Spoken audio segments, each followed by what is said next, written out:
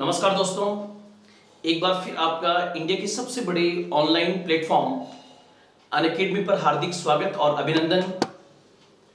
आज की इस क्लास में हम आधुनिक भारत के इतिहास में ही भारत के संवैधानिक विकास के इतिहास का एक बहुत ही महत्वपूर्ण अधिनियम पढ़ने के लिए जा रहे हैं, जिसका नाम है 1919 का अधिनियम। ध्यान रखना, वैसे तो हमने बाकी के पीछे वाले सभी अधिनियम को एक क्रम में पढ़ने का प्रयास किया है। एक दो अधिनियम बीच में छूटे हैं, एक तो 1853 का चार्टर एक्ट और एक 1892 का। उसको मैं भारत के संवैधानिक विकास का एक साथ जब पाठ लूंगा तब उसको भी मैं आपके करवा दूंगा, उसकी चिंता बिल्कुल भी आप मत करना। आज अब जो है 1919 के अधिनियम को लेने जा रहे हैं। इससे पहले हमने 1909 का अधिनियम लिया था और 1909 का जो अधिनियम था उसका कंपैरिजन भी हम इसके साथ करने का प्रयास करेंगे। सबसे पहले आपके यूपीएससी प्री और अदर सिविल सर्विसेज एग्जाम को ध्यान में रखते हुए आपके प्री पॉइंट ऑफ व्यू से क्या प्रश्न बन सकते हैं उसका हम थोड़ा सा ब्यौरा देंगे। सबसे पहले नंबर 1 आप देखिए बोर्ड पे। सबसे पहले इस अधिनियम का नाम जो है वो बेसिकली 1919 का अधिनियम है, द एक्ट ऑफ 1919। और आप लोग ये ध्यान रखें कि ये जितने भी अधिनियम हैं 1773 के रेगुलेटिंग एक्ट से लेकर 1773, 1784, 1793, 1813, 1833, 1853, 1858, 1861, 1892, 1909, 1919, 1935 और भारतीय स्वतंत्रता अधिनियम 1947 तक जितने भी अधिनियम पास किए गए वो सब के सब अधिनियम ब्रिटिश संसद द्वारा पास किए गए थे, ब्रिटिश पार्लियामेंट के द्वारा पास किए गए थे। अर्थात जब House of Lords, House of Commons ने दोनों ने पास कर दिए और ब्रिटिश महारानी ने साइन कर दिए तो वो एक्ट बन गया।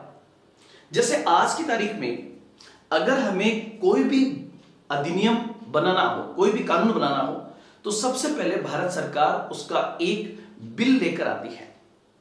वो बिल जब फर्स्ट हाउस पास कर दे, सेकंड हाउस पास कर दे और राष्ट्रपति उस पर सिग्नेचर कर दे तो वो अधिनियम बन जाता है। अर्थात लोकसभा पास कर दे, राज्यसभा पास कर दे और भारत का राष्ट्रपति उस पर सिग्नेचर कर दे तो वो एक्ट बन जाता है।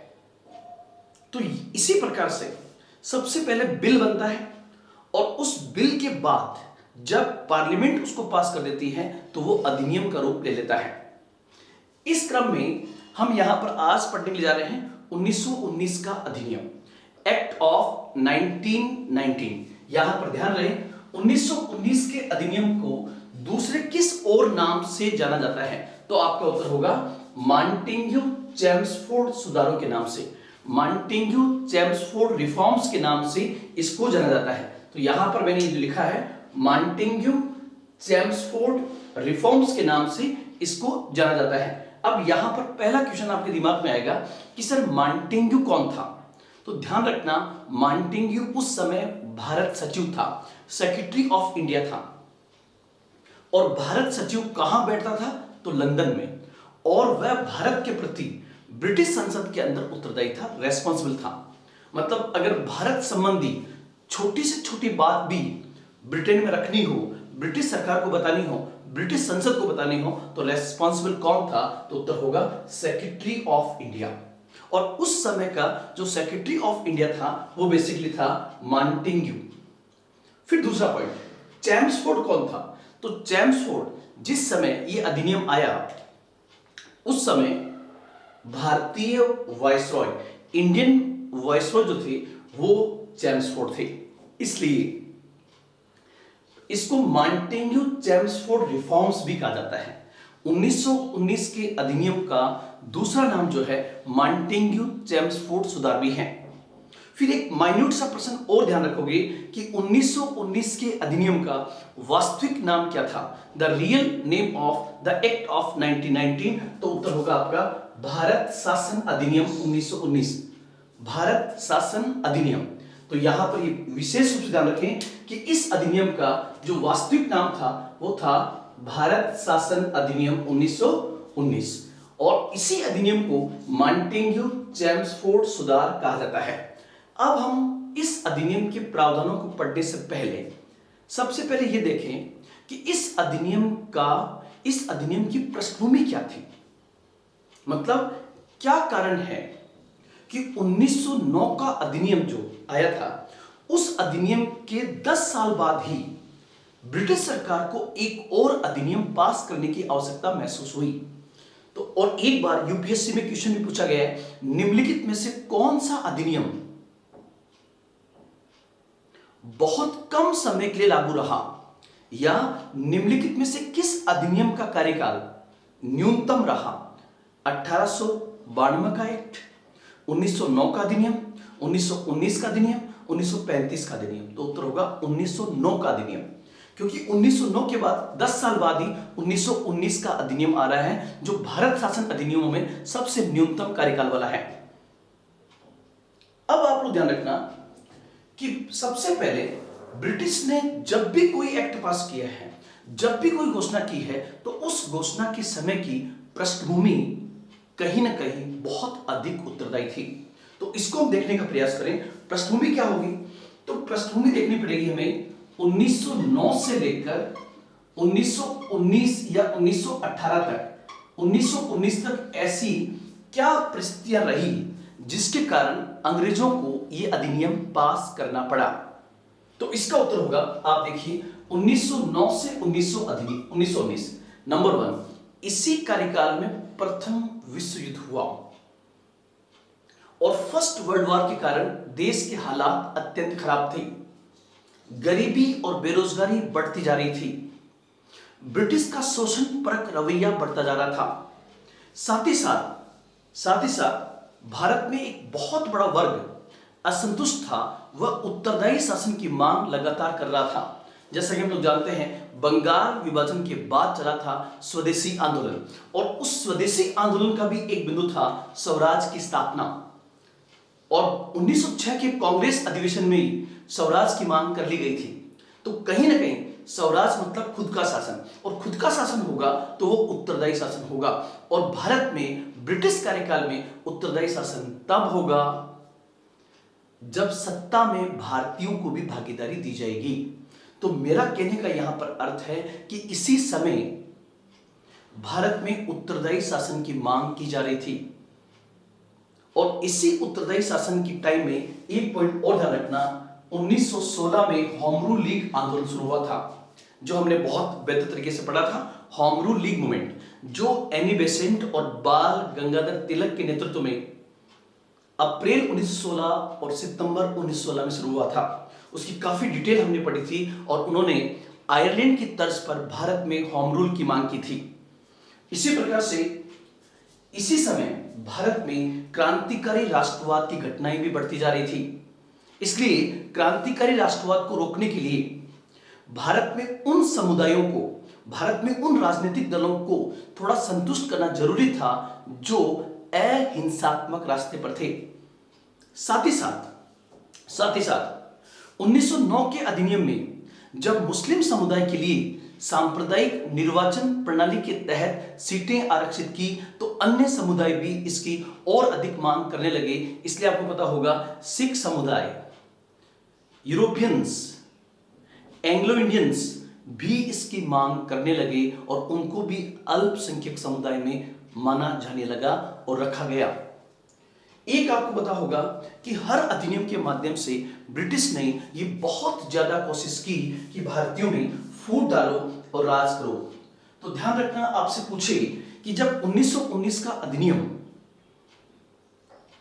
बनकर तैयार हुआ, तो उसके पीछे की पृष्ठभूमि क्या थी जिसने अंग्रेजों को यह कानून बनाने के लिए प्रेरित किया या मजबूर किया। तो नंबर 1, प्रथम विश्व युद्ध, उत्तरदायी शासन की मांग, रॉलेट एक्ट एवं जलियांवाला बाग हत्याकांड के कारण लोगों में भयंकर असंतोष और असंतुष्टि। साथ ही साथ होम रूल लीग आंदोलन ने भी राष्ट्रवाद को कहीं ना कहीं बढ़ावा दिया। ये जो घटनाएं हैं, ये घटनाएं कहीं ना कहीं इसकी पृष्ठभूमि में आएगी जो मैंने आपको अभी बताई है। होम रूल आंदोलन, क्रांतिकारी राष्ट्रवाद, first world war, Rowlatt act, फूट डालो और आज करो की नीति और भारत में उत्तरदायी शासन की बढ़ती हुई लगातार मांग। यहां पर एक बिंदु आपको ध्यान रखना होगा कि भारत में जब जब राष्ट्रवाद बढ़ा तब अंग्रेजों ने उस राष्ट्रवाद को एकदम कुचलने का प्रयास नहीं किया, क्योंकि उनको पता था कि राष्ट्रवाद को कुचलने पर राष्ट्रवाद और अधिक बढ़ सकता है। इसलिए उफनते दूध के अंदर उन्होंने पानी की कुछ बूंदें डाली ताकि उफनता हुआ दूध नीचे बैठ जाए। इसी प्रकार जब हमारा राष्ट्रीय आंदोलन चल रहा था तो उसी राष्ट्रीय आंदोलन के दौरान अंग्रेजों ने अधिनियम के माध्यम से कुछ ऐसे सुधार करने के प्रयास किए जिन सुधारों के माध्यम से भारत में राष्ट्रीय आंदोलन को थोड़ा कमजोर करने का प्रयास किया गया। लेकिन 1909 के अंदर जो फूट डालो और राज करो की नीति को शुरू किया गया था वो जारी अब भी रहेगा, ये आप लोग ध्यान रखें। अब एक घटना यहां देखिए, 20 अगस्त 1917 को भारत सचिव मॉन्टेग्यू जो है ब्रिटिश संसद में घोषणा करते हैं कि भारत में सुधार किए जाएंगे। रिपीट कर रहा हूं, भारत सचिव मॉन्टेग्यू जो है वो ब्रिटिश पार्लियामेंट में घोषणा करते हैं कि भारत में ये रिफॉर्म्स किए जाएंगे। इसकी आवाज भारत तक भी पहुंची और 1917 में चेम्सफोर्ड ने भी भारत में घोषणाएं की। और आपको याद होगा मैंने होम रूल लीग आंदोलन बताया था कि एनी बेसेंट इन घोषणाओं से संतुष्ट हो जाती है और वो अपने होम रूल लीग आंदोलन से कहीं ना कहीं उसको संतुष्ट मान लेती है कि ये अपने आप हो जाएगा। ये मैंने उसकी कमजोरी का बिंदु बताया था आपको। तो यहां पर सबसे पहले 20 अगस्त 1917 को भारत सचिव मॉन्टेग्यू ने ब्रिटिश संसद में भारत संबंधी सुधारों की घोषणा की और यह भी कहा कि भारत में उत्तरदायी शासन को स्थापित करने के प्रयास किए जाएंगे। फिर उसके बाद नवंबर 1917 में भारत सचिव मॉन्टेग्यू भारत आए और चेम्सफोर्ड के साथ उन्होंने भारत का दौरा किया। यहां तक कि वो भारत की कई रियासतों में भी गए और वहां पर जाकर उन्होंने बहुत बेहतर तरीके से उस समय की भारत की परिस्थितियों को पहचाना। और कहते हैं कि मॉन्टेग्यू और चेम्सफोर्ड ने इस पूरे दौरे के बाद जुलाई 1918 के अंदर, जुलाई 1918 में अपने सुधारों की एक रिपोर्ट प्रकाशित की। कब? जुलाई 1918। मैंने यहां पे लिखा है मॉन्टेग्यू भारत आए और उन्होंने चेम्सफोर्ड के साथ भारत का दौरा किया। दौरा करने के बाद उन्होंने सुधारों के लिए एक पूरी लिस्ट प्रकाशित की जिसको हम कहते हैं जुलाई 1918 में प्रकाशित मॉन्टेग्यू चेम्सफोर्ड रिफॉर्म्स, सुधार। अब यही सुधार जो है मॉन्टेग्यू वापस भारत से लंदन जाएंगे और लंदन जाकर उन्होंने ब्रिटिश संसद को इसके बारे में बताया, ब्रिटिश पार्लियामेंट को इसके बारे में बताया। ब्रिटिश पार्लियामेंट के अंदर ब्रिटिश सरकार ने एक बिल पेश किया। ब्रिटिश संसद में, ब्रिटिश पार्लियामेंट में ब्रिटिश सरकार ने एक बिल पेश किया। उस बिल का बेस क्या था? तो उस बिल का बेस था मॉन्टेग्यू चेम्सफोर्ड रिपोर्ट। और यही रिपोर्ट बिल बनी और ये बिल जब ब्रिटिश संसद से पास हो गया तो इसी को कहा जाता है भारत शासन अधिनियम 1919, जो मैंने यहां पे लिखा है 1919 का अधिनियम, जिसे मॉन्टेग्यू चेम्सफोर्ड सुधार कहा जाता है। इस अधिनियम का वास्तविक नाम था भारत शासन अधिनियम 1919। अब अगर हम ये देखें कि आपसे पहला क्वेश्चन ये पूछे जो आजकल प्री एग्जाम का सबसे फेवरेट क्वेश्चन हो गया है, और क्या एक ही प्रश्न में कई सूचनाओं को एक साथ पूछना, और उसमें दे दिया जाएगा जैसे निम्नलिखित पर ध्यान दीजिए। नंबर 1, भारत में द्विसदनीय व्यवस्था की शुरुआत 1919 के अधिनियम से की गई। भारत में आंशिक उत्तरदायी शासन की स्थापना का प्रावधान भी 1919 में किया गया। भारत में लोक सेवा आयोग के गठन का प्रावधान 1919 के द्वारा किया गया। 1919 के द्वारा ही सांप्रदायिक निर्वाचन प्रणाली का विस्तार किया गया। इनमें से कौन सा यह शेष सही है? 1 2 3, 2 3 4, 1 3 4, 1 2 3 4। तो आप देखिए, ऐसा प्रश्न आप तभी कर पाएंगे, ऐसा प्रश्न आप तभी कर पाएंगे जब आपको बहुत बेहतर नॉलेज हर बिंदु से होगी। हर पॉइंट से अगर आपको बेहतर नॉलेज हो तो ऐसे प्रश्न के सॉल्व होने की संभावनाएं बहुत ज्यादा होगी। और ध्यान रखना, यहां पर एक तीर से दो शिकार है। कैसे? हम इसमें आधुनिक भारत का इतिहास तो पढ़ ही रहे हैं, साथ ही साथ जब हम इन अधिनियम को बहुत बेहतर तरीके से पढ़ते हैं तो हमारा जो पॉलिटी का एक बहुत इंपॉर्टेंट पार्ट है, भारत का संवैधानिक विकास, वो पार्ट भी बहुत बेहतर तरीके से हमारा कवर हो जाता है। और तीसरा, जब हम पृष्ठभूमि पढ़ते हैं किसी अधिनियम की तो समझने में देर नहीं लगती है कि ऐसा प्रोविजन उन्होंने क्यों किया गया होगा।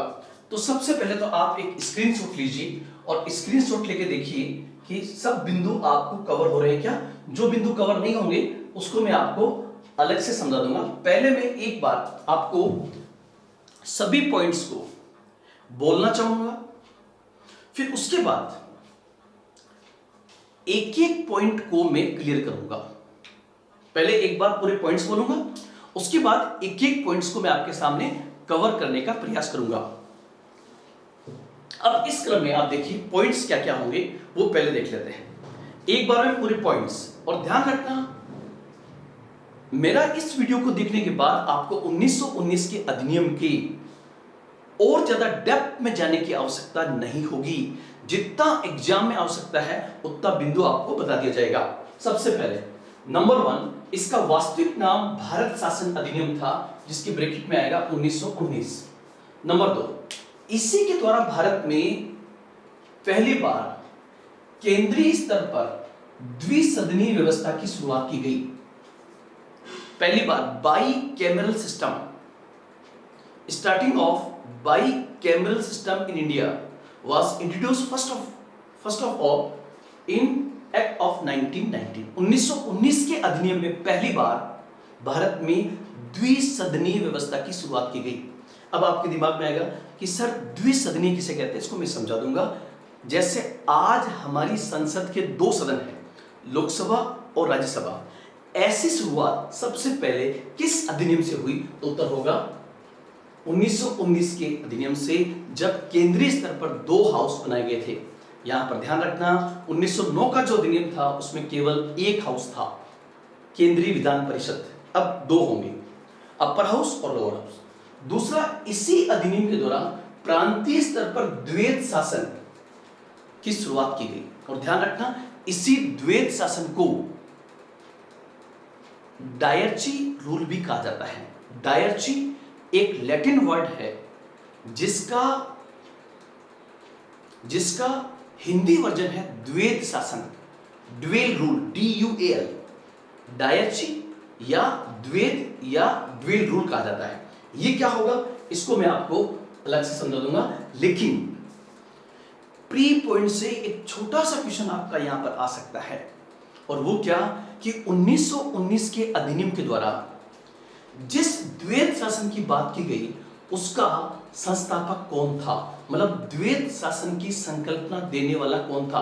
तो उत्तर होगा लियोनिस कार्टिस। उत्तर क्या होगा? लियोनिस कार्टिस। आपको यहां पर दिखाई नहीं दे रहा होगा तो मेरी आवाज सुनिए। Lionel Curtis was the founder of dyarchy system provide in act of 1919। एक चीज और ध्यान रखना, सबसे पहले हमने पढ़ा था बंगाल में द्वैध शासन, तो क्लियर करके देगा कि बंगाल में द्वैध शासन क्या था। इसके लिए आप मेरे पहले वाला वीडियो जरूर देखें जिसमें मैंने 1 घंटे तक बंगाल के पूरी द्वैध शासन को वहां पे समझाया था। फिर नंबर 2 हमने पढ़ा था 1858 के अधिनियम के द्वारा द्वैध शासन समाप्त कर दिया गया, वो अलग था। उसमें क्या होगा? बोर्ड ऑफ कंट्रोल और कोर्ट ऑफ डायरेक्टर्स को समाप्त कर दिया गया था। फिर तीसरा द्वैध शासन और आ रहा है, और वो तीसरा द्वैध शासन यहां पर है 1919 के अधिनियम के अंतर्गत द्वैध शासन, जिसका कॉन्सेप्ट देने वाला था लियोनिस कार्टिस। तीसरा ध्यान रखना, इस अधिनियम के द्वारा 1909 की तुलना में मताधिकार में बढ़ोतरी की गई। मतलब मत देने वाले, वोट देने वाले लोगों की संख्या में बढ़ोतरी की गई। यहां यह उल्लेखनीय है कि अब भी 100% लोगों में से केवल 10% लोगों को ही वोटिंग का अधिकार था, और स्पेशली जो टैक्स देते थे उनको अधिकार ज्यादा था। लेकिन एक इंपॉर्टेंट पॉइंट ध्यान रखना कि किस अधिनियम के द्वारा महिलाओं को वोटिंग का अधिकार दिया गया, तो 1919 का अधिनियम आएगा, और उसमें भी सबको नहीं, कुछ विशेष को, लेकिन महिलाओं को अधिकार दिया गया है। ओवरऑल अगर आपसे क्वेश्चन इससे हटके पूछे कि पूरी दुनिया में, ऑल ओवर द वर्ल्ड, पूरी दुनिया में सबसे पहले महिलाओं को वोटिंग का अधिकार कहां पर दिया गया डेमोक्रेटिक सिस्टम के अंदर, तो उत्तर होगा न्यूजीलैंड। और ध्यान रखना आप लोग, न्यूजीलैंड भी ब्रिटेन का उपनिवेश था। अब इसके आगे बढ़े। इस अधिनियम के द्वारा राज्यों के बजट को केंद्र के बजट से पूरी तरह से अलग अलग कर दिया गया। तो इसका मतलब होगा ये पूरी तरह से वित्त का विकेंद्रीकरण बहुत बेहतर तरीके से किया गया है। जब वित्तीय अधिकार पूरी तरह से सेपरेट किए जाते हैं तो हम कहते हैं फाइनेंशियल डिसेंट्रलाइजेशन, जिसको हम पहले पढ़ा था, वहां केवल शुरुआत थी। यहां पर केंद्र और राज्यों के बजट को बिल्कुल अलग अलग कर दिया गया, जो हम देखते हैं आज की तारीख के अंदर। आज केंद्र का बजट अलग से पेश होता है और राज्यों का बजट अलग पेश होता है, क्योंकि केंद्र के विषय अलग है और राज्यों के विषय अलग है। इसी प्रकार से एक पॉइंट आपका होगा सांप्रदायिक निर्वाचन प्रणाली का विस्तार। सांप्रदायिक निर्वाचन प्रणाली के विस्तार का मतलब क्या होगा? सांप्रदायिक निर्वाचन प्रणाली के विस्तार का मतलब होगा कि 1909 के अधिनियम के द्वारा मुस्लिम समुदाय को, 1909 के अधिनियम के द्वारा मुस्लिम समुदाय को अल्पसंख्यक होने के आधार पर पहली बार 1909 के अधिनियम के द्वारा मुस्लिम समुदाय के लिए सांप्रदायिक निर्वाचन प्रणाली या पृथक निर्वाचन प्रणाली के तहत सीटें आरक्षित की गई थी। अतः 1909 के बाद सिख समुदाय भी इसकी मांग करने लगा कि हम भी अल्पसंख्यक है, हमें भी दीजिए। तो ध्यान रखना 1919 के अधिनियम के द्वारा सिखों, ईसाइयों और एंग्लो इंडियंस को भी इस प्रणाली के तहत सीटें प्रदान की गई। अब सांप्रदायिक निर्वाचन प्रणाली का विस्तार। सांप्रदायिक निर्वाचन प्रणाली की शुरुआत कर दी गई है कब? तो उत्तर होगा 1909 में। और 1909 पहली बार किसको दिया गया था? मुस्लिम समुदाय को। और सांप्रदायिक निर्वाचन प्रणाली क्या थी? इस प्रणाली के अंतर्गत क्या था, जो मैंने आपको समझाया था कि जो सांप्रदायिक निर्वाचन प्रणाली थी,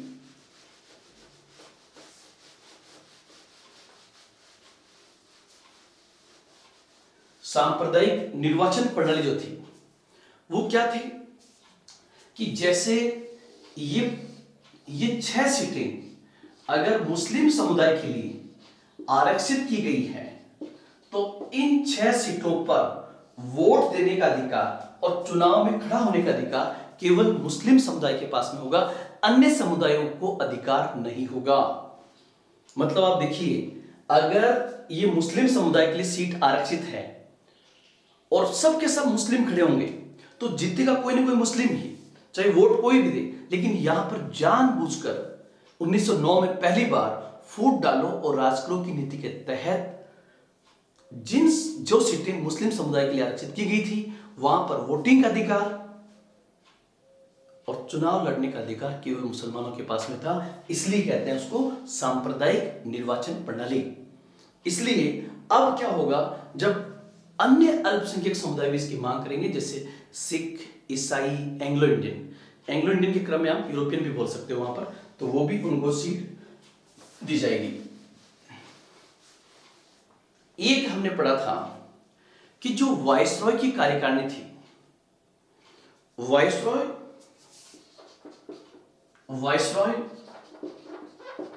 और उसकी कार्यकारिणी, ध्यान रखना, वायसरॉय और उसकी कार्यकारिणी को भी उस जमाने में क्या कहते थे? भारत सरकार। और अगर आपको याद हो तो 1909 में प्रोविजन था कि वायसरॉय और उसकी कार्यकारिणी में कितने मेंबर थे? तो 1909 में थे 1+8। यहां 1 का मतलब था वायसरॉय और 8 का मतलब अन्य सदस्य। तो एक वायसरॉय और 8 अन्य सदस्य। 1909 में प्रोविजन किया गया था कि वायसरॉय की कार्यकारिणी में कम से कम एक भारतीय होगा। यह प्रोविजन यहां पर किया गया था, कम से कम एक भारतीय सदस्य का प्रावधान। देखिए, जब हम यहां से 1919 तक चलेंगे तो क्या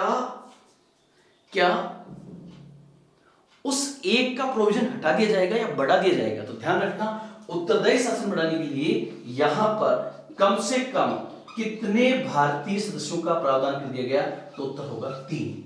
वापस रिपीट कर रहा हूं, 1909 के अधिनियम के द्वारा जहां वायसरॉय की कार्यकारिणी में एक भारतीय सदस्य का प्रावधान किया गया, और ऐसा पहला भारतीय सदस्य 1909 में एसपी सिन्हा थे, सत्येंद्र प्रसाद सिन्हा। उसी कदम पर आगे बढ़ते हुए 1919 के अधिनियम तक पहुंचते पहुंचते, क्योंकि वो उत्तरदायी शासन को कुछ हद तक मामूली स्तर पर देना चाहते थे, इसलिए वायसरॉय की कार्यकारिणी में यह प्रावधान किया गया 1919 के द्वारा कि अब उस कार्यकारिणी में कम से कम 3 भारतीय सदस्य होंगे। मतलब एक से संख्या बढ़ा कितनी कर दी गई? 3 कर दी गई। तो यह बिंदु भी आप यहां पर ध्यान में रखेंगे, जो बहुत इंपॉर्टेंट पॉइंट आपका यहां पर है। नेक्स्ट पॉइंट जो आपका होगा वो आपका होगा स्थानीय स्वशासन पर बल दिया गया। मतलब चूंकि ब्रिटिश ऊपर उत्तरदायी शासन की बात कर रहे हैं, और उत्तरदायी शासन तब होगा जब भारतीयों को शासन में भागीदारी दी जाएगी। जब भारतीयों को शासन में भागीदारी दी जाएगी तो इस भागीदारी की शुरुआत निचले स्तर से की गई है। मतलब केंद्र में कम है, निचले स्तर से होगी। निचले स्तर जैसे प्रांतों में, नगर पालिका में, उसके बाद में राज्य स्तर पर दी जाएगी। तो 1919 में राज्य स्तर पर दे दी गई है, जिसको मैं अभी आपको समझाऊंगा। इसके बाद में एक बिंदु आपका और आएगा, और बहुत इंपॉर्टेंट पॉइंट है, और आपसे क्वेश्चन ये पूछे कि किस अधिनियम के द्वारा भारत में लोक सेवा आयोग के गठन का प्रावधान किया गया? तो उत्तर होगा 1919 के अधिनियम के द्वारा। 1919 के अधिनियम के द्वारा लोक सेवा आयोग के गठन का प्रावधान किया गया। ये आप कहोगे सर, भारत में सिविल सेवा तो लॉर्ड कॉर्नवालिस के समय शुरू हो गई थी। यस, लॉर्ड कॉर्नवालिस के समय से नहीं, उससे पहले वारेन हेस्टिंग के समय शुरू हो गई थी। लॉर्ड कॉर्नवालिस ने बहुत व्यवस्थित तरीके से एस्टैब्लिश किया था। और आपको यहां बता दूं कि 1919 के अधिनियम से पहले ब्रिटिश लोक सेवा आयोग, ब्रिटिश पब्लिक सर्विस कमीशन जो है, वो सिविल सेवकों का चयन करता था। और यहां तक कि ब्रिटेन के जितने उपनिवेश थे, उन सब जगहों पर सिविल सर्वेंट का selection British public service commission करता था। और आपसे ये पूछे कि वो कौन सा भारतीय था जो ब्रिटिश पब्लिक सर्विस कमीशन का मेंबर रहा, तो होगा गोपाल कृष्ण गोखले। वो कुछ समय के लिए ब्रिटिश पब्लिक सर्विस कमीशन के सदस्य भी रहे। अब इंपॉर्टेंट पॉइंट पे आते हैं 1919 का अधिनियम। 1919 के अधिनियम के द्वारा यह प्रावधान किया गया कि भारत में एक लोक सेवा आयोग होगा। तो आपसे अगर क्वेश्चन ये पूछे कि भारत में किस अधिनियम के द्वारा लोक सेवा आयोग के गठन का प्रावधान किया गया, तो उत्तर होगा 1919 का अधिनियम। और फिर आप लोग ध्यान रखना, 1919 के अधिनियम के अंतर्गत ही लोक सेवा आयोग स्थापित करने के लिए एक कमीशन बनाया जाएगा, जिसको कहते हैं ली कमीशन। और ली कमीशन जो बना, उसकी सिफारिशों के आधार पर 1926 में भारत में जो लोक सेवा आयोग बना, भारत में लोक सेवा आयोग बना, जिसे आज की तारीख में उसी को हम कहते हैं UPSC, union public service commission, संघ लोक सेवा आयोग। तो आप लोग ध्यान रखना, आपसे पूछे अगर शॉर्ट फॉर्म में क्वेश्चन ऐसे पूछे, क्या अगर ऐसे पूछे कि भारत में वर्तमान में उपलब्ध संघ लोक सेवा आयोग की स्थापना किस अधिनियम के अंतर्गत की गई थी, तो उत्तर होगा 1919 के अधिनियम के तहत। फिर प्रश्न पूछा जाएगा कि 1919 के अधिनियम के अंतर्गत स्थापना करने के लिए किस कमीशन का गठन किया गया था? तो उत्तर होगा ली कमीशन। और मैं आपसे दो क्वेश्चन पूछता हूं कि ली कमीशन का दूसरा नाम क्या था? और दूसरा पॉइंट, सेकंड पॉइंट जो आपको ध्यान में रखना है वो क्या रखना है, मुझे आप बताइए कि यूपीएससी जो 1926 में एस्टैब्लिश हुई, उस यूपीएससी का पहला अध्यक्ष कौन था? आप कमेंट करके बताइए कि यूपीएससी का पहला अध्यक्ष कौन बना था, फर्स्ट चेयरमैन कौन था यूपीएससी का। तो वापस ये पॉइंट भी 1919 के अधिनियम का था कि 1919 के अधिनियम के द्वारा लोक सेवा आयोग के गठन का प्रावधान किया गया और इसके लिए गठित करने के लिए बाकायदा एक कमीशन बनाया गया जिसका नाम था ली कमीशन। उस ली कमीशन की सिफारिशों के आधार पर भारत में 1926 में लोक सेवा आयोग का गठन किया गया जिसे संघ लोक सेवा आयोग या यूपीएससी कहा जाता है।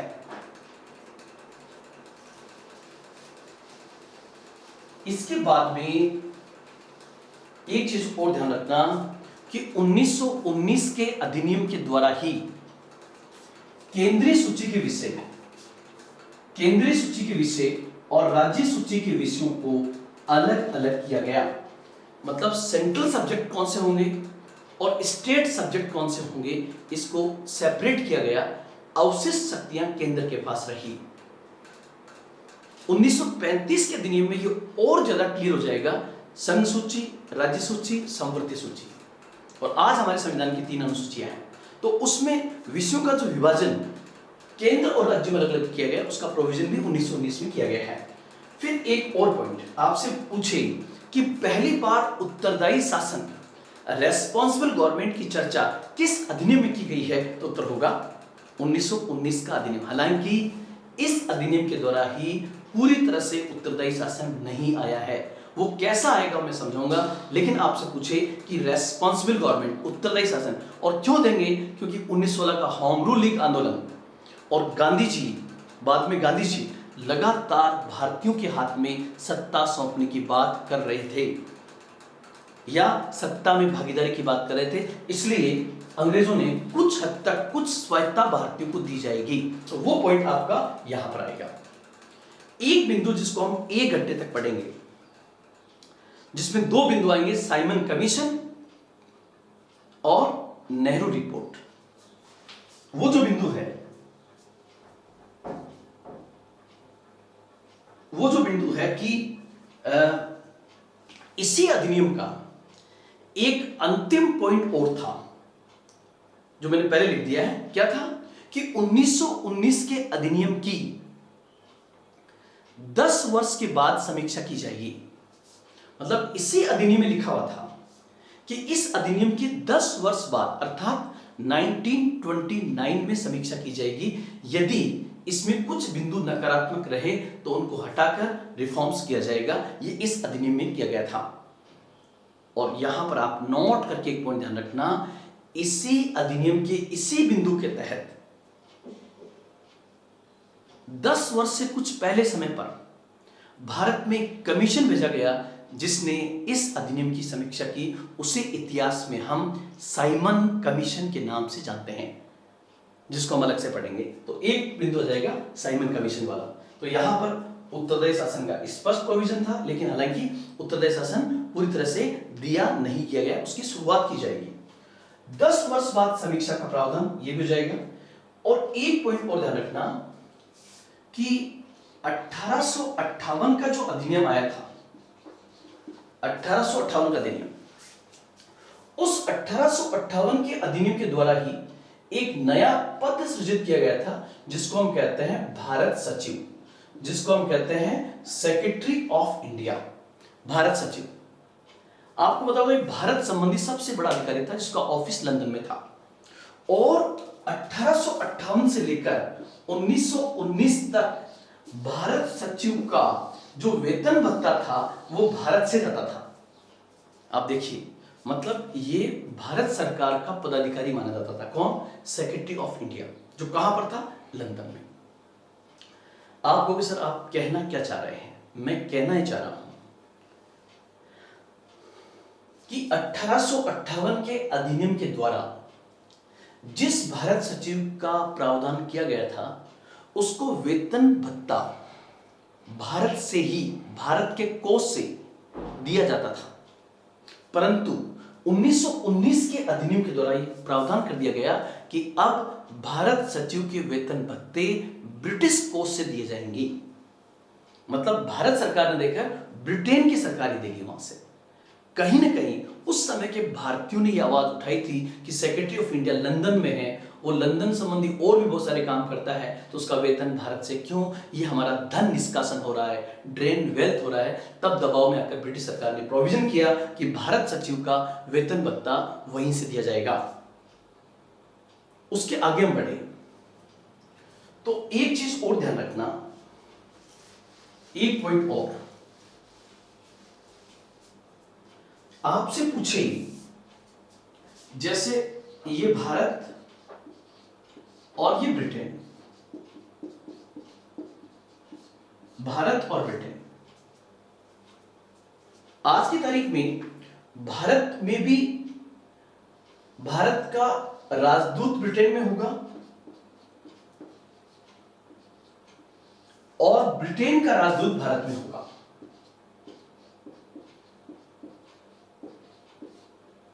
एक पॉइंट तो आपकी ध्यान रखना कि हर देश का राजदूत हर देश में होता है, और स्पेशली जो संयुक्त राष्ट्र के मेंबर हैं, जैसे भारत का राजदूत अमेरिका में है, अमेरिका का राजदूत भारत में है, भारत का राजदूत पाकिस्तान में, पाकिस्तान का राजदूत भारत में है।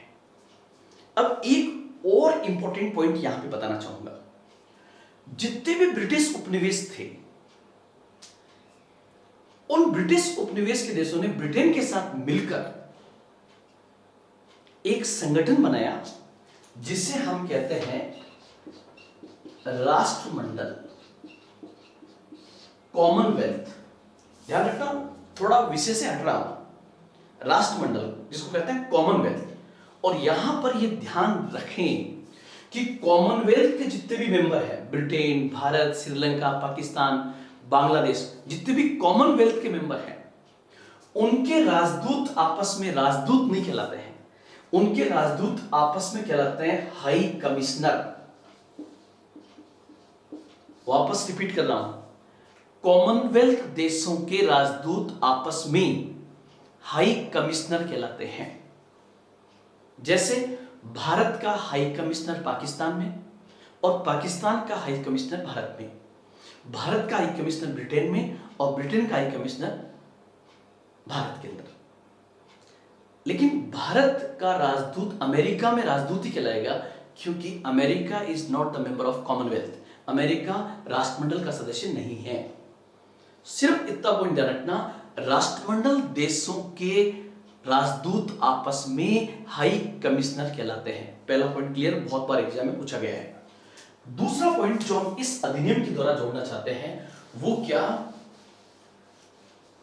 वो बिंदु है कि 1919 का जो अधिनियम था, 1919 का जो अधिनियम था, उस 1919 के अधिनियम के द्वारा ही पहली बार ब्रिटेन के अंदर, ब्रिटेन में 1919 के एक्ट के द्वारा ही ब्रिटेन में भारतीय हाई कमिश्नर,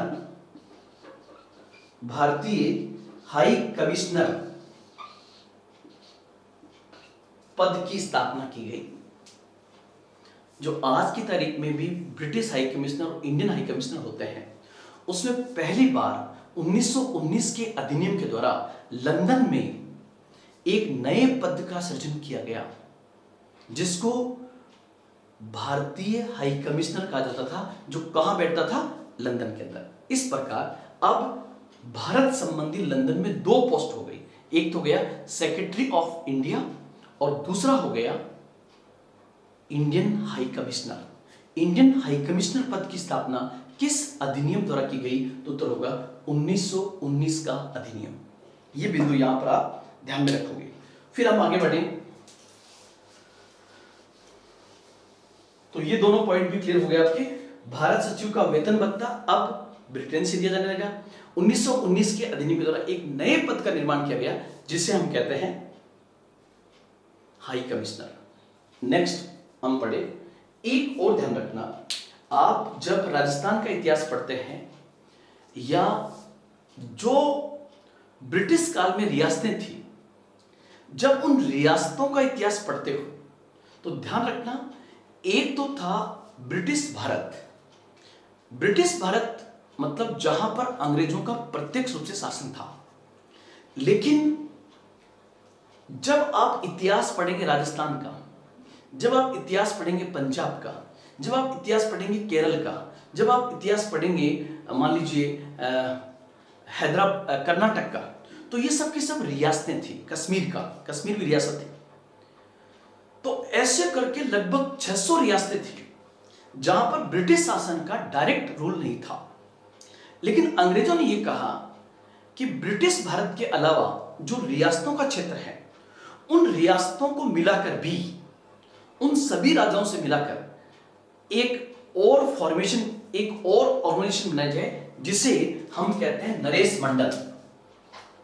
सिर्फ मेरे पार्ट में इतना आएगा, आपसे पूछे कि नरेश मंडल के गठन का प्रावधान, नरेश मंडल के गठन का प्रावधान किस अधिनियम के द्वारा किया गया, तो उत्तर होगा 1919 के अधिनियम के द्वारा।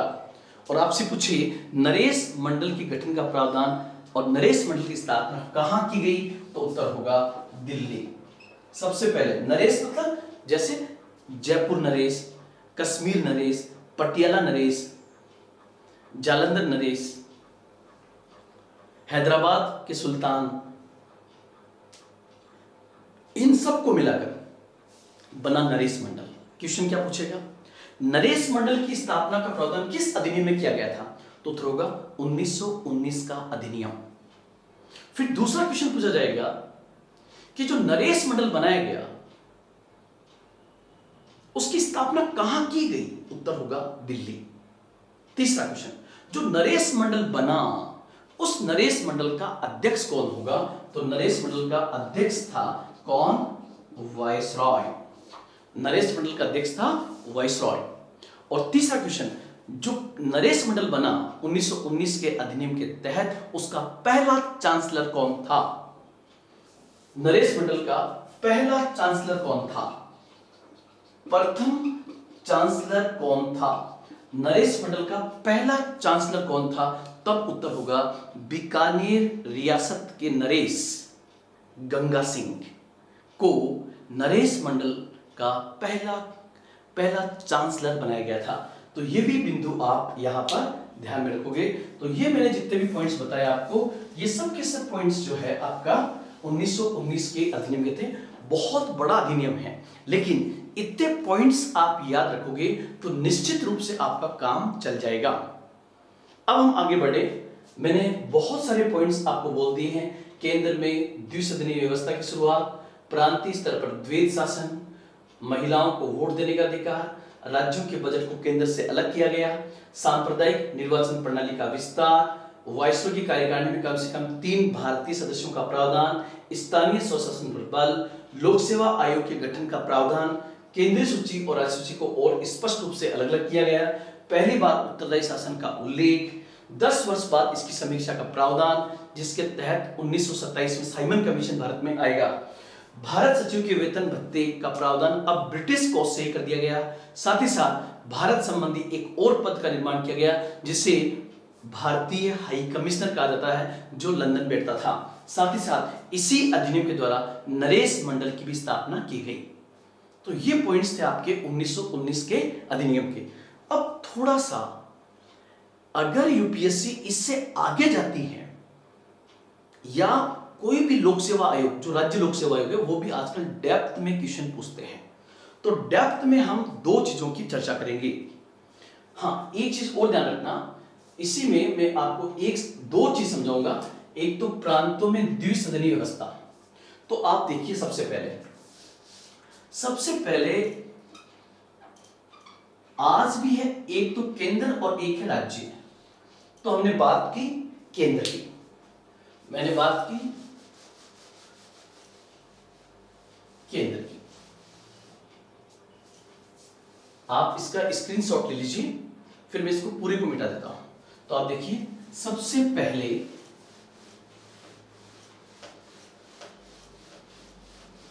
सबसे पहले इसके दो बिंदुओं को बहुत बेहतर तरीके से देखने की आवश्यकता है। वो दो पॉइंट्स क्या है? वो दो पॉइंट्स है कि जो 1919 का अधिनियम था, 1919 का अधिनियम जो था, एक्ट ऑफ 1990, उस 1919 के अधिनियम के तहत केंद्रीय स्तर पर, मतलब सेंट्रल लेवल पर, केंद्रीय स्तर पर आज होती है संसद, उसको कहा जाता था केंद्रीय विधानमंडल, जिसको हम कहेंगे सेंट्रल लेजिस्लेचर, केंद्रीय विधानमंडल। अब जैसा कि हमने पढ़ा कि 1919 के अधिनियम के द्वारा जो केंद्रीय विधानमंडल था, उस केंद्रीय विधानमंडल को बना दिया गया द्विसदनीय जैसी व्यवस्था आज है, मतलब बाई कैमरल द्विसदनीय व्यवस्था, अर्थात बाई कैमरल सिस्टम जैसे आज है लोकसभा और राज्यसभा। ऐसा प्रोविजन पहली बार 1919 के अधिनियम में किया गया था। अब आप देखिए, ये जो द्विसदनीय व्यवस्था है, इस द्विसदनीय व्यवस्था के अंतर्गत दो हाउस होंगे। दो हाउस होंगे, थोड़ा सा मैं और इसको ऊपर ले लूं, दो हाउस होंगे। उसमें से एक हाउस को नाम दिया गया उच्च सदन, अपर हाउस। आज की तारीख में हमारे अपर हाउस का नाम राज्यसभा है। उस समय अपर हाउस का नाम था राज्य परिषद, स्टेट काउंसिल, राज्य परिषद, स्टेट काउंसिल। और एक था निम्न सदन, जिसको हम कहते हैं लोअर हाउस, निम्न हाउस, लोअर हाउस। अब जो निम्न सदन था, जिसको लोअर हाउस कहते हैं, निम्न सदन, इसका नाम था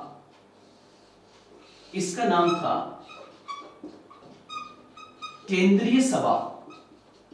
हिंदी में कहेंगे हम इंग्लिश में कहेंगे सेंट्रल असेंबली। अब जो राज्य परिषद थी, इसके सदस्यों का कार्यकाल रखा गया 5 साल और इसका रखा गया 3 साल। अब जो राज्य परिषद थी, इसमें टोटल मेंबर रखे गए 60। कितने मेंबर? 60। देखिए वहां पर था 1909 में टोटली 60 थे, 16 से 60 किए गए थे। 60 के फिर दो पार्ट थे, 28 और 32, जो हमने वहां पढ़ा था। यहां पर फिर सकारात्मक विस्तार किया गया है और भारत में संसदीय व्यवस्था को द्विसदनीय बना दिया गया, जिसमें दो हाउस होंगे, एक का नाम अपर हाउस राज्यसभा और एक का नाम लोअर हाउस सेंट्रल असेंबली, केंद्रीय सभा। अब जो 60 थे, इसमें 26 और 34 ये दो पार्ट किए गए। कितने पार्ट? 2, 26 और 34। 26 कौन होंगे? तो 26 होंगे मनोनीत, नॉमिनेट, जो बेसिकली ब्रिटिश सरकार द्वारा होते थे, और 34 होते थे, ब्रिटिश सरकार मतलब वाइसरॉय और भारत सचिव मिलकर, और 34 होंगे निर्वाचित। और जो सेंट्रल असेंबली थी, इसकी संख्या टोटल कर दी गई 104, सॉरी 104 नहीं, 145। सेंट्रल असेंबली में टोटल मेंबर कर दी गई 145। इस 145 के दो पार्ट थे, और वो पार्ट होंगे मनोनीत और निर्वाचित, मनोनीत और निर्वाचित, मनोनीत और निर्वाचित। और जो मनोनीत थे, उनकी संख्या थी 41, और जो निर्वाचित थे, उनकी संख्या थी 104। 104। अब आप सकारात्मक पॉइंट ढूंढिए। 1909 के अधिनियम की तुलना में पहली बार भारत में 1919 के अधिनियम के द्वारा केंद्रीय स्तर पर द्विसदनीय व्यवस्था की शुरुआत की गई, जो आज देखी जाती है।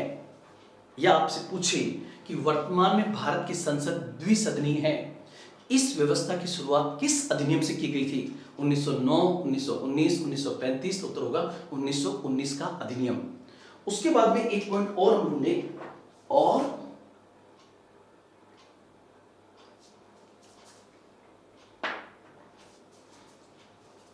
दूसरा, 1909 की तुलना में अब सदस्यों की संख्या में और बढ़ोतरी की गई और सेंट्रल असेंबली में और राज्य परिषद में भारी संख्या में भारतीय अंदर लाए गए, ताकि उन्हें यह महसूस हो सके कि वो शासन में भागीदारी कर रहे हैं। और जब शासन में भागीदारी होती है तभी कहते हैं उत्तरदायी शासन की शुरुआत, उत्तरदायी व्यवस्था की शुरुआत। हालांकि इस व्यवस्था के अंदर भी आप देखिए व्यापक स्तर पे मनोनीत सदस्य हैं जो कि उनके लोग होते थे, लेकिन पहली बार निर्वाचन की संख्या में भी भारी बढ़ोतरी की गई है।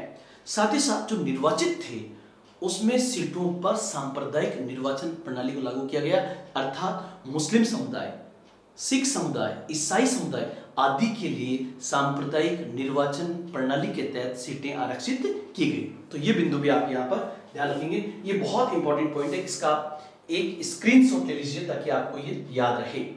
वापस, राज्य परिषद, स्टेट काउंसिल, केंद्रीय सभा, सेंट्रल असेंबली, ये अपर हाउस था, ये लोअर हाउस था। अपर हाउस में 60, उसके दो पार्ट 26, 34, 145 के दो पार्ट 41, 104। तो इसके हम आगे बढ़े।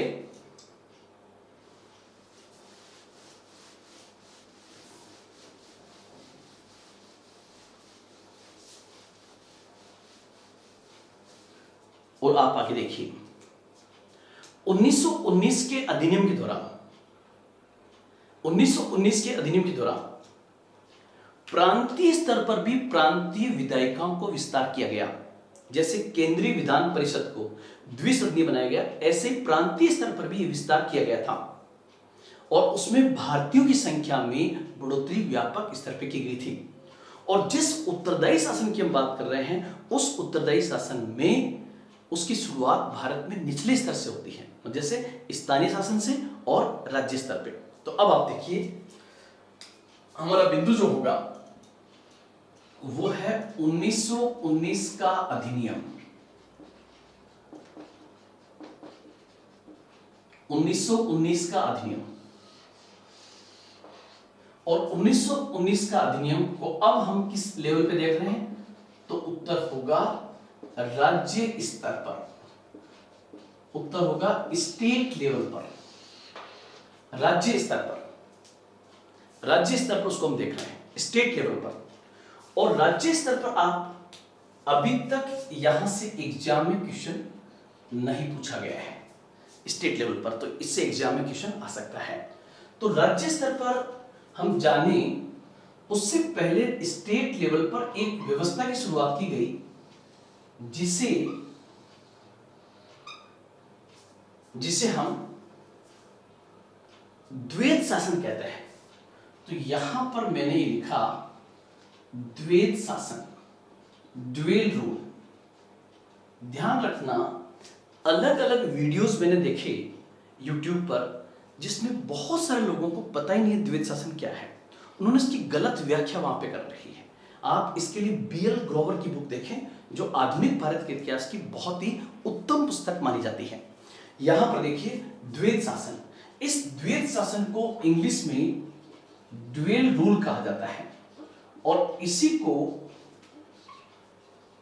डायची सिस्टम कहा जाता है, जिसका उल्लेख मैंने कहा। और आप मुझे वापस बताइए, मेरे वीडियो में, इसी वीडियो में है कि भारत में जो द्वैध शासन 1919 के अधिनियम में लाया गया था, उसका संकल्पना देने वाला संस्थापक कौन था? कौन सा? द्वैध शासन। अब मैं इसको आगे बढ़ाऊं उससे पहले मैं आपको ये बताना चाहूंगा कि प्रांतीय स्तर पे प्रांत होते थे, और प्रांत होंगे तो जैसी बात है उस प्रांत को चलाने के लिए प्रांतीय विषय भी होंगे, प्रोविंशियल सब्जेक्ट होंगे, प्रांतीय विषय होंगे, प्रोविंशियल सब्जेक्ट। और मैंने कहा केंद्र और प्रांतीय विषयों को अलग अलग कर दिया गया था 1919 के दौरान। तो अब हम किसके पास आ गए? प्रांतीय विषय। अब प्रांतीय विषय में क्या होगा? जैसे कानून व्यवस्था, जैसे सिंचाई, जैसे स्वास्थ्य, जैसे गृह मंत्रालय, जैसे वित्त मंत्रालय, राज्य के भी होंगे और सेंटर के भी होंगे। या हम स्टेट की बात कर रहे हैं, प्रोविंस की बात कर रहे हैं, तो प्रोविंस के पास कौन कौन से सब्जेक्ट हैं, जैसे सिंचाई, कृषि, स्थानीय शासन, स्वास्थ्य, ये सब किसके पास में होंगे, प्रांतों के पास। तो प्रांतीय विषय होंगे, और जाहिर सी बात है कि प्रांतीय विषय होंगे तो उन प्रांतीय विषयों के संचालन के लिए प्रांतीय सरकार भी होगी। प्रांतीय विषय होंगे तो प्रांतीय विषयों के संचालन के लिए प्रांतीय सरकार भी होगी, जिसको हम कहेंगे प्रोविंशियल गवर्नमेंट। अब आप मुझे बताओगे, आप पूछोगे कि सर प्रांतों में प्रांतीय सरकार को कौन चलाता था, तो उत्तर होगा प्रांतीय सरकार को चलाता था गवर्नर प्लस उसकी काउंसिल। गवर्नर और उसकी काउंसिल के सदस्य, गवर्नर एवं, जैसे वहां था वाइसरॉय एवं काउंसिल, यहां पे होगा प्रांत में गवर्नर और उसकी काउंसिल। अब फिर आगे बढ़े तो यहां पर जो गवर्नर है उसकी काउंसिल थी, उस काउंसिल में दो प्रकार के मेंबर थे।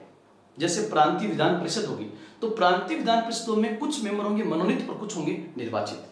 तो जो काउंसिल थी उसमें भी दो प्रकार के मंत्री होते थे। मतलब हमने एक प्रकार से जो काउंसिल के सदस्य हैं उसको यहां पर नाम दे दिया गया मंत्री, और वो गवर्नर के साथ मिलकर उस प्रांत को चलाएंगे। तो एक प्रकार की प्रोविंशियल गवर्नमेंट बन गई।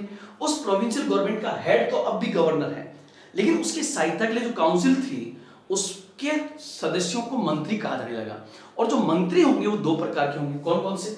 एक तो होंगे मनोनीत और एक थे निर्वाचित। अब जाहिर सी बात है कि जो निर्वाचित थे ये ज्यादातर में 99% कौन थे? भारतीय थे। और मनोनीत ज्यादातर जो है ब्रिटिश समर्थक या तो भारतीय या अंग्रेज होते थे।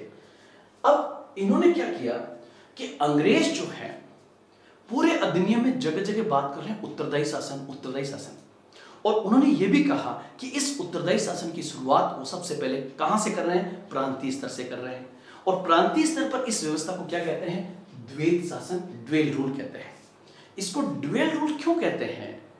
कि पहली बार 1919 के अधिनियम के द्वारा केंद्रीय विषय और राज्य विषय को अलग अलग किया गया, लेकिन इसी अधिनियम में द्वैत शासन व्यवस्था के अंतर्गत प्रांतीय विषयों को भी दो भागों में डिवाइड कर दिया गया। मतलब जो प्रांतीय विषय हैं इनको भी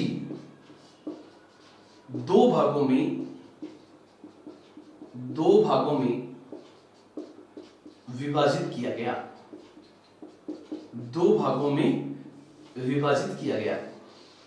अब दो भागों में कुछ विषयों को नाम दिया गया, इनको भी मतलब प्रांतीय विषयों को भी लिख देता हूं यहां पर। प्रांतीय विषयों को दो भागों में विभाजित किया गया। अब दो भाग हो गए, एक तो आरक्षित विषय और एक हो गया हस्तांतरित विषय। कुछ इंग्लिश मीडियम के स्टूडेंट्स भी अगर मेरी क्लास को देख रहे हैं तो मैं जान सकता हूं कि उनको दिक्कत आ रही होगी, लेकिन फिर मैं बोल देता हूं प्रांतीय विषय प्रोविंशियल सब्जेक्ट्स। उन प्रोविंशियल सब्जेक्ट्स को जानबूझकर टू पार्ट्स में डिवाइड किया गया, दो भागों में, जिसमें से एक नाम दिया गया आरक्षित विषय, जिसको इंग्लिश में कहते हैं रिजर्व सब्जेक्ट्स, और एक पार्ट हो गया हस्तांतरित विषय, जिसको हम कहते हैं ट्रांसफर सब्जेक्ट्स। तो वापस रिपीट कर रहा हूं, प्रांतीय विषयों को दो भागों में बांटा गया, आरक्षित विषय और हस्तांतरित विषय, रिजर्व सब्जेक्ट्स और ट्रांसफर सब्जेक्ट्स। अब जो आरक्षित विषय थे ये जितने भी इंपॉर्टेंट सब्जेक्ट थे वो सब के सब रिजर्व सब्जेक्ट में डाल दिए गए, जैसे वित्त, जैसे गृह, ये इंपॉर्टेंट जितने भी थे वो डाल दिए गए किसमें? आरक्षित विषयों में। जबकि हस्तांतरित विषयों में डाले गए क्या, थोड़ा मैं ऊपर लिख रहा हूं, जैसे सिंचाई, जैसे कृषि, जैसे सॉरी सिंचाई को मैं हटा देता हूं, एग्रीकल्चर, स्वास्थ्य, स्थानीय शासन, लोकल गवर्नेंस, स्थानीय शासन, स्थानीय शासन। तो वापस रिपीट कर रहा हूं, प्रांतीय स्तर पर प्रांतीय विषयों को दो भागों में डिवाइड किया गया है, आरक्षित विषय और हस्तांतरित विषय। आरक्षित विषयों में जैसे वित्त, फाइनेंस, गृह, होम, ये रखे गए, जो इंपॉर्टेंट सब्जेक्ट थे उसको रखा गया आरक्षित विषयों में, और जो कम इंपॉर्टेंट थे जैसे स्वास्थ्य, एग्रीकल्चर, स्थानीय शासन, इसको रखा गया हस्तांतरित विषयों में। अब क्या हुआ कि जो आरक्षित विषय थे वो दिए गए मनोनीत मंत्रियों को। मंत्री कौन, जो गवर्नर की काउंसिल के मेंबर हैं। तो और जो कम इंपॉर्टेंट है वो दिए गए भारतीयों को। वापस रिपीट कर रहा हूं, प्रांतीय विषयों को जानबूझकर दो भागों में बांटा गया, आरक्षित विषय और हस्तांतरित विषय। आरक्षित विषय जो कि महत्वपूर्ण विषय थे वो तो दिए गए मनोनीत मंत्रियों को, जबकि हस्तांतरित विषय दिए गए निर्वाचित भारतीय मंत्रियों को, अर्थात भारतीयों को शासन में भागीदार बनाया गया। इसलिए इस व्यवस्था में कुछ हद तक उत्तरदायी शासन झलकता है, लेकिन वास्तविकता यह थी कि भारतीयों को अधिकार तो दिया गया, भारतीयों को मंत्री तो बनाया गया, परंतु बहुत कम इंपॉर्टेंट मंत्रालय दिए गए, एक औपचारिकता पूरी की गई। अब आप कहोगे सर हमें ये द्वैध शासन समझ में आ गया है, लेकिन ये समझ में नहीं आया कि इसे द्वैध क्यों कहा जाता है। Why it is known as द्वैध रूल, द्वैध शासन क्यों कहा जाता है। तो द्वैध का मतलब यहां पर, द्वैध का मतलब यहां पर कहीं ना कहीं भेदभावपूर्ण भी है। मतलब क्या हुआ, इसे द्वैध शासन क्यों कहते हैं, प्रांतीय विषयों को जानबूझकर दो भागों में बांटना, अर्थात आरक्षित विषय और हस्तांतरित विषय में बांटने के कारण इसे द्वैध शासन कहा जाता है। पहला पॉइंट। दूसरा, जहां एक ओर व्यापक स्तर पर निर्वाचन की व्यवस्था करके भारतीयों को सरकार में भागीदार बनाने का प्रयास किया गया, परंतु हकीकत यह थी कि आरक्षित विषय मनोनीत मंत्रियों को दिए गए, जबकि हस्तांतरित विषय निर्वाचित भारतीयों को दिए गए। अर्थात विषयों के विभाजन के आधार पर जो अलॉटमेंट भारतीयों और मनोनीत के बीच में किया गया, उस भेद के कारण भी इसे द्वैध शासन कहा जाता है। और तीसरा ध्यान रखना, भारतीय मंत्रियों को जब चाहे हटा सकते थे, जबकि मनोनीत मंत्रियों को नहीं। अतः राजनीतिक सिद्धांतों के विरुद्ध जाकर प्रांतीय विषयों को दो भागों में बांटने, फिर उसका मनोनीत और निर्वाचित मंत्रियों के मध्य भेदभावपूर्ण आवंटन एवं भारतीयों को और मनोनीत मंत्रियों को हटाने की प्रक्रिया में भेद के कारण इस व्यवस्था को द्वैध शासन कहते हैं, ड्यूअल रूल कहते हैं, डायरेक्टिव सिस्टम कहते हैं। जो डायरेक्टिव सिस्टम है वो लैटिन वर्ड है, यूनानी शब्द है। वो ये ड्यूअल रूल किस अधिनियम द्वारा लाया गया है, 1919 के अधिनियम के द्वारा। किस लेवल पर लाया गया है, तो प्रांतीय स्तर पर लाया गया है। इसलिए आपसे यह भी पूछे कि भारत में, देखो इसमें दो राय नहीं है कि भारतीय मंत्री नहीं बन रहे, भारतीय वायसरॉय की कार्यकारिणी में जाकर के निर्वाचित होकर के मंत्री बन रहे हैं, लेकिन उनके पास जो सब्जेक्ट्स हैं वो सब्जेक्ट बहुत कम इंपॉर्टेंट है। इंपॉर्टेंट सब्जेक्ट सब जानबूझकर अंग्रेजों ने वापस अपने पास रख लिए। तो फिर आपके दिमाग में प्रश्न आएगा कि सर इन्होंने भेद क्यों किया। तो भेद इसलिए किया, पहली बात तो इन्होंने दिया ही क्यों, क्योंकि भारत में राष्ट्रवाद पनप रहा था। उस पनपते बढ़ते राष्ट्रवाद को उत्तरदायी शासन की मांग को लेकर जो मांग लगातार बढ़ रही थी, इसके कारण भारतीयों को प्रांतीय स्तर पर सत्ता में भागीदार बनाया गया। लेकिन सत्ता में भागीदार बनाने के बाद उनको गाड़ी तो दी गई, उनको कार दी गई, लेकिन ड्राइवर नहीं दिया गया। अर्थात भारतीयों को मंत्री तो बनाया गया, लेकिन उन्हें मनोनीत मंत्रियों पर निर्भर बना दिया गया।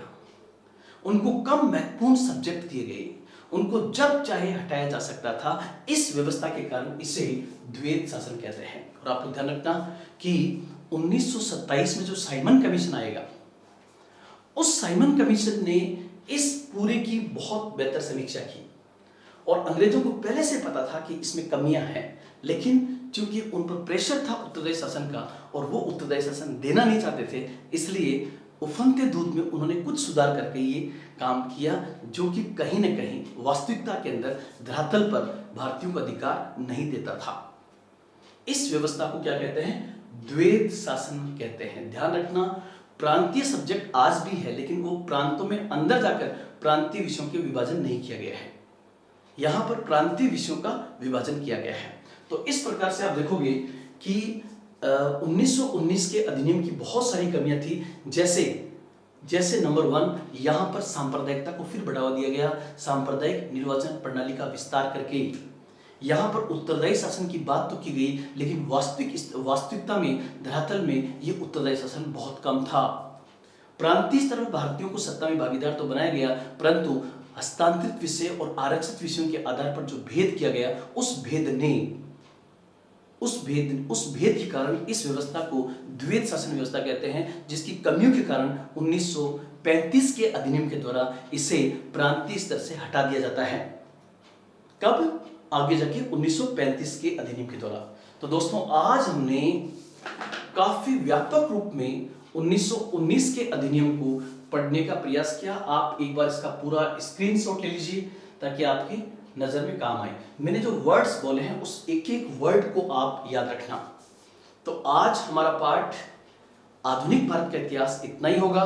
कल हम फिर आगे जो भी इस क्रम में आएगा, जैसे असहयोग आंदोलन, उसको हम फिर इसके आगे लेंगे, लेकिन अधिनियम को क्रम वाइज पढ़ेंगे, उस समय की परिस्थितियों को देखते हुए आगे बढ़ेंगे और एक एक फैक्ट को आपके सामने बहुत प्रामाणिक और विश्वसनीय तरीके से रखा जाएगा। आज इतना ही। जय हिंद, जय भारत।